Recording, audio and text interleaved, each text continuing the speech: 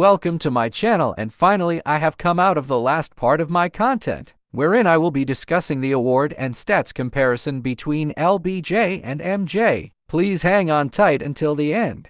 To many fans, especially the younger audiences, LeBron James is already the GOAT without the all-time record in points scored. But capturing that record would convince many more people that we are witnessing the best player ever, because that is yet another unbreakable record to his name.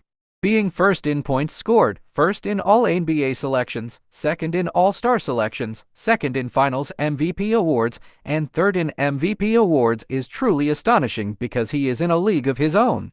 Even if there are people who are not convinced that James is the GOAT, there is no doubt a lot of them will admit that the King will surpass a ton of competitors such as Kareem Abdul-Jabbar once he claims the scoring record. As mentioned, Kareem Abdul-Jabbar is the name most mentioned when discussing the greatest challenges to Michael Jordan's throne as the GOAT. Kareem's all-time scoring record tends to boost him in the rankings, an achievement that will firmly belong to James.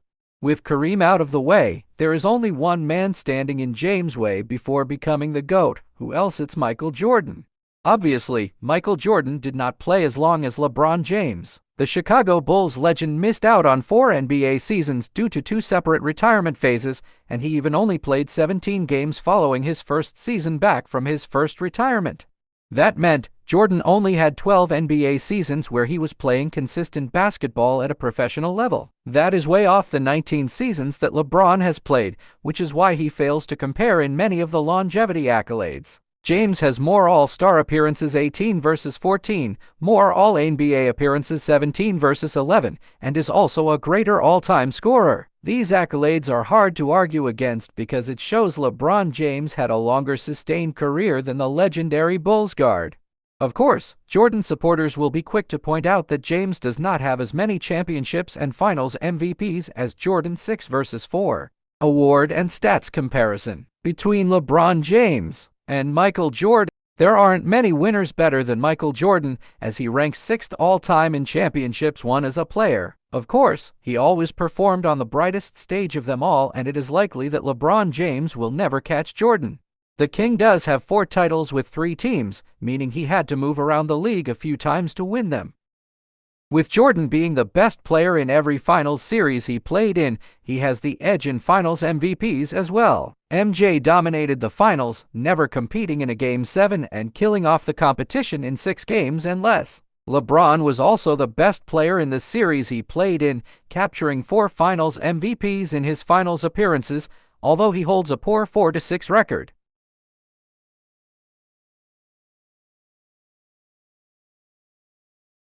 LeBron James probably should have won more MVP awards because he is arguably the greatest regular season player considering his statistics and accolades. The same could be said for Michael Jordan because he was arguably the best player in the league by the end of his first season. James cuts it close, but once again, MJ has the nod in another accolade.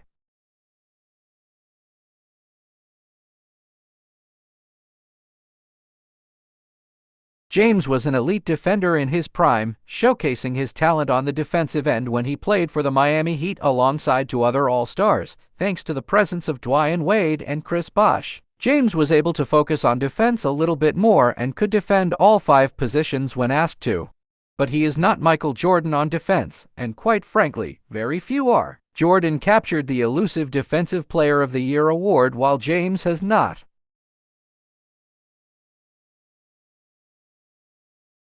LeBron James could earn the scoring title this year, a great achievement for a pass-first player, as he will join the likes of Kobe Bryant, Shaquille O'Neal, and Carmelo Anthony with 2. But he is well off of Jordan's 10 scoring titles, and nobody except Wilt Chamberlain's 7 comes close.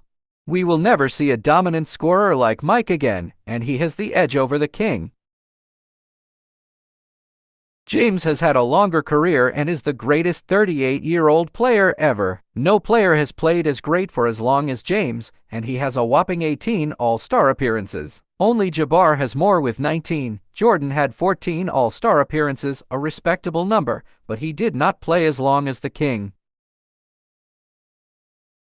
LeBron James will likely make his 18th All-NBA team appearance this season, and he is already in a league of his own. Kobe Bryant, Tim Duncan, and Kareem Abdul-Jabbar all have 15 All-NBA appearances, meaning James is the leading man by far. Jordan only has 11 All-NBA appearances, mainly because he did not last 19 seasons at a superstar level as LeBron did. James has the nod in a very important category here. LeBron was a defensive beast in his prime, but he never really had sustained excellence on that end of the floor as MJ did. Jordan made 9 all-defensive teams, and only 5 players had more: Tim Duncan, Kevin Garnett, Kobe Bryant, Kareem Abdul-Jabbar, and Scottie Pippen. LeBron James is one of the greatest All-Star Game performers, capturing the MVP award 3 times. MJ also captured the All-Star Game MVP 3 times, meaning he and James are tied for second all-time with Oscar Robertson and Shaq joining them. Only Kobe Bryant and Bob Petty are ahead of them with 4 awards. James had one of the best rookie seasons ever, considering the extreme pressure on the King. At age 19, James dropped averages of 20.9 ppg, 5.5 rpg, and 5.9 apg and certainly met expectations by winning Rookie of the Year. Jordan also won Rookie of the Year, posting sublime averages of 28.2 ppg, 6.5 rpg. No doubt, Jordan had the better rookie season. Michael scored over 32,000 points in his career and did the bulk of the damage during his incredible 13-year span before his second retirement. Had he played longer without missing nearly 5 seasons with retirement, Jordan could have broken Jabbar's record. But James has played longer and has been at an elite level for 19 seasons, as he has more points than MJ.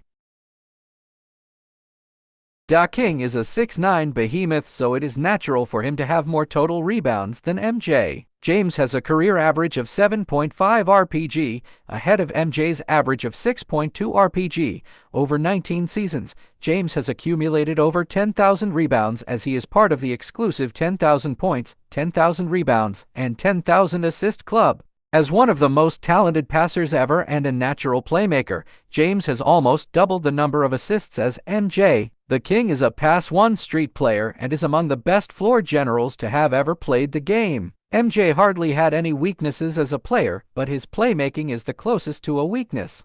James trails MJ in total steals because the legendary Bulls guard had a career average of 2.3 SPG. James held a career average of 1.6 SPG, and despite playing longer, he could not generate more steals than MJ. Jordan is one of the best defenders ever, so this comes as no surprise. James, as a forward with a large frame, blocked over 1,000 shots in his career. That is an amazing number for a non-big man because ball handlers are often not known for their shot-blocking ability. Amazingly enough, MJ was not far off James's total blocks despite playing fewer games and fewer seasons. I got the box score tied for 7 points each. LBJ probably will get all the stats broken records. We may know now the reason why he sits most of the time with a minor injury, because his mindset is to be healthy as much as possible in order to break all the stats in the NBA. I'm just happy at the present that I have witnessed to GOAT in the NBA. LBJ is the GOAT of the present generations, while MJ was the GOAT of the old generations. LBJ won't retire soon because for all I know he is still waiting for Bronny to enter NBA and team up with him.